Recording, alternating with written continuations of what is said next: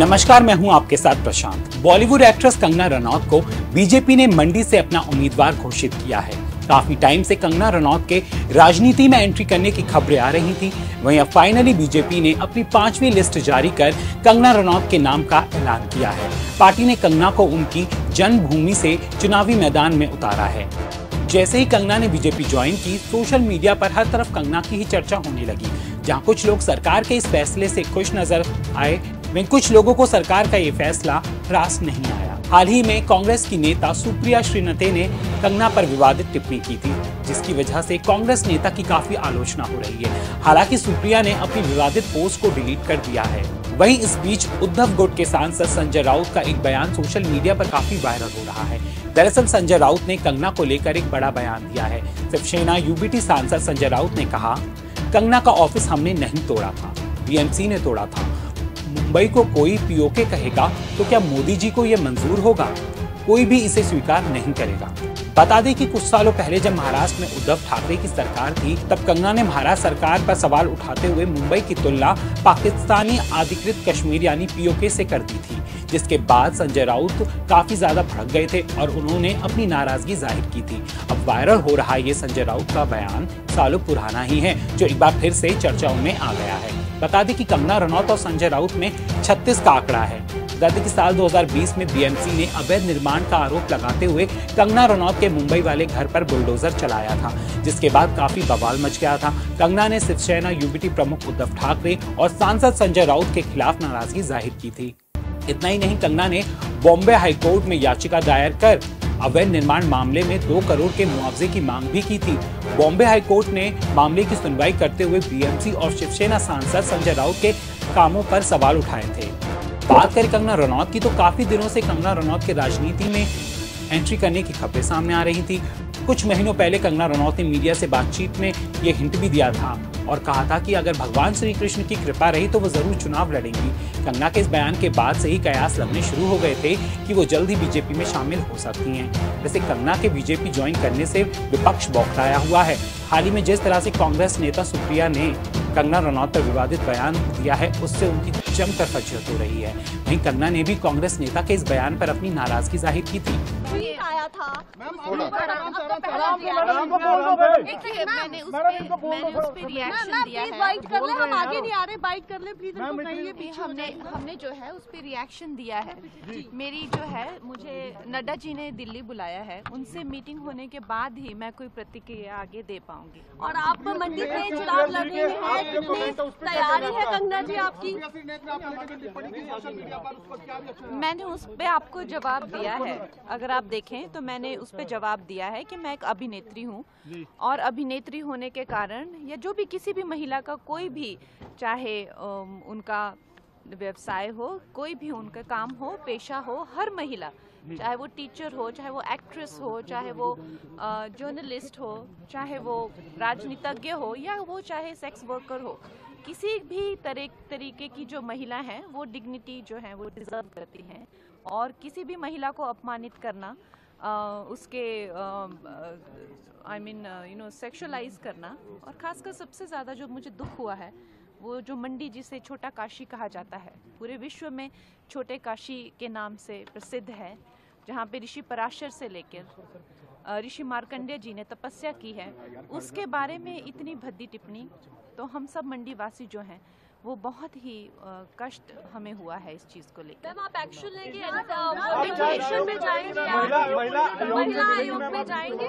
देखिए, मुझे नड्डा जी ने बुलाया है, वो मुझसे मीटिंग करेंगे और आप इसकी भी आप गरिमा रखिए कि अब मैं जो हूँ वो पार्टी से आगे या पीछे नहीं चल सकती हूँ, मुझे उनके साथ चलना पड़ेगा, उनकी इंस्ट्रक्शंस के साथ चलना पड़ेगा। तो आप, हाँ जी, उन्होंने मुझे बोला लीगल एक्शन लेंगे। मैम, क्या लेंगे? मुझे वो जाकर बताएंगे। आपको पता है ये घटना, पिछली रात तो मुझे टिकट मिला, उससे अगली रात जो है ये घटना हो गई, तो आज मैं नड्डा जी से मिलने जा रही हूँ, तो आप भी थोड़ा संयम रखिए।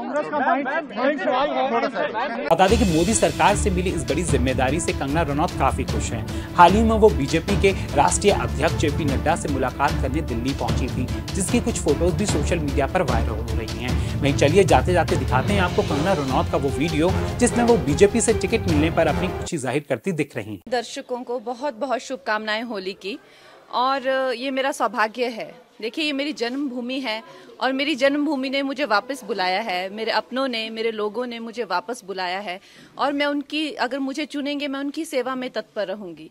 इसमें कोई दो राय नहीं है। मैं एकदम भाव विभोर हूँ। आप समझ सकते हैं कि मेरे लिए और मेरे परिवार के लिए कितना भावनात्मक ये दिन है। हमारे जो राष्ट्र प्रेसिडेंट हैं जेपी नड्डा जी, जो कि हमारे हिमाचल से ही हैं, उनका मैं दिल से आभार व्यक्त करती हूँ। अनुराग ठाकुर जी ने भी मेरा बहुत सहयोग दिया है। हमारे जो एक्स सीएम हैं जयराम ठाकुर जी, वो भी मेरा बहुत अच्छा मार्गदर्शन करते हैं। हमारे जो होम मिनिस्टर जी हैं अमित जी, वो मेरा बहुत अच्छा मार्गदर्शन करते हैं। मैं उनकी सदैव आभारी हूँ।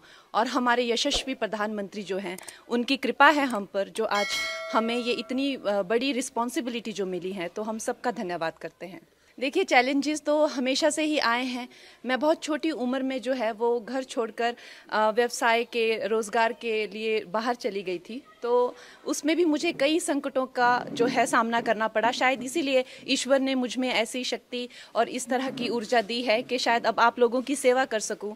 तो आप लोगों का सहयोग मिलेगा। अगर आप लोगों का इस तरह का रहेगा कि हाँ, कंगना हमारी सेवा में आए, तो डेफिनेटली मैं आपकी सेवा में तत्पर रहूंगी। वो मेरा मार्गदर्शन करने के लिए बहुत ज़्यादा, जैसे दिलीप जी होगी, इस तरह के बहुत सारे लोग हैं जो मेरा सहयोग कर रहे हैं, जो दिग्गज हैं, जिन्होंने कई सालों से, कई दशकों से जो संघर्ष में रत हैं, कार्यकर्ता हैं, वो मेरा मार्गदर्शन अपनी छोटी बहन समझकर मेरा मार्गदर्शन करेंगे और मुझे बताएंगे क्या क्या करना है। और ये हमारी पार्टी में जिस तरह का जो कल्चर है, आपको पता है कि आरएसएस का हो चाहे या तो हमारी जो भारतीय जनता पार्टी का जो कल्चर है, वो बहुत ही, सब लोग एक दूसरे को सहयोग करने में विश्वास रखते हैं। तो उसी सहयोग के चलते हुए मैं भी इनके पीछे पीछे चलूंगी और हम लोग विजयी रहेंगे।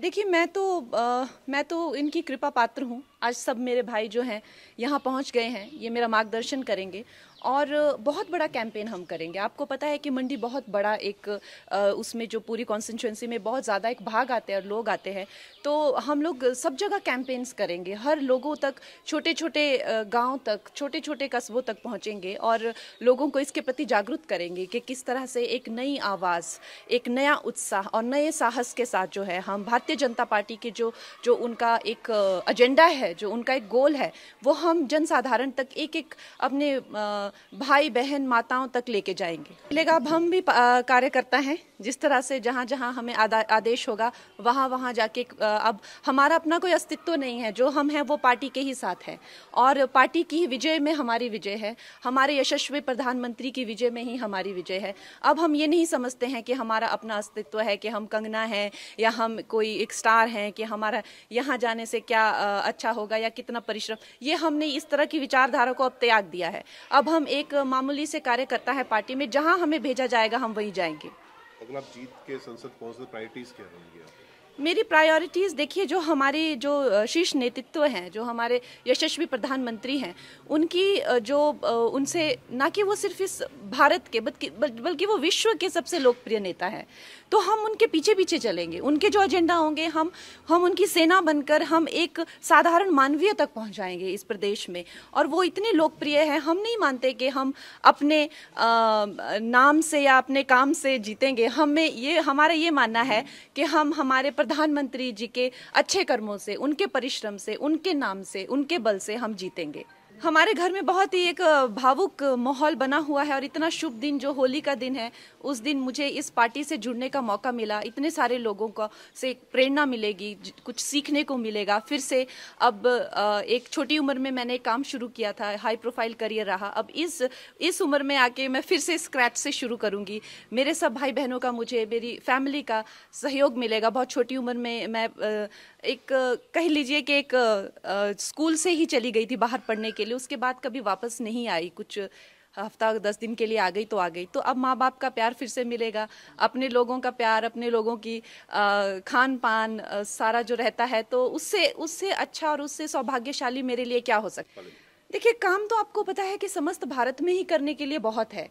अभी हम लोगों ने, हमारे प्रधानमंत्री जी ने 2047 तक का प्लान बनाया हुआ है, तो हर जगह जगह काम करने का बहुत है। उसी तरह से मंडी में अब इन्होंने क्या किया है, क्या नहीं किया है, उसका हम पूरा चिट्ठा लेंगे, लेखा जोखा लेंगे। कितनी चीज़ें जो हैं वो पेंडिंग हैं, कितनी चीज़ें जो हैं आगे हम लोग लॉन्च करेंगे, वो सब मैं हमारी जो एक शीर्ष नेतृत्व है उनसे पूछकर, उनसे बात करके हम पूरा अपना जो एजेंडा है वो आप सबके पास